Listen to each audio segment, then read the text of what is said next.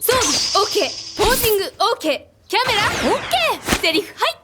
軽音部にようこそ、にゃん。 Good time, everyone. Пришло время собрать второй овердрайв по мотивам аниме. В тот раз был Юи драйвер, а сегодня...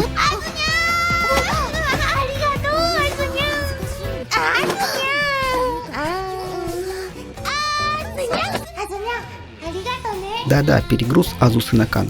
Схема проста как 3 копейки, однако просто не значит плохо. Как и предыдущая, педаль основана на операционном усилителе JRC4580, но имеет входной буфер на 2 SC1815 и несимметричное ограничение, где в одном плече 41-48, а в другом красный светодиод, который еще и загорается во время ударов по струнам.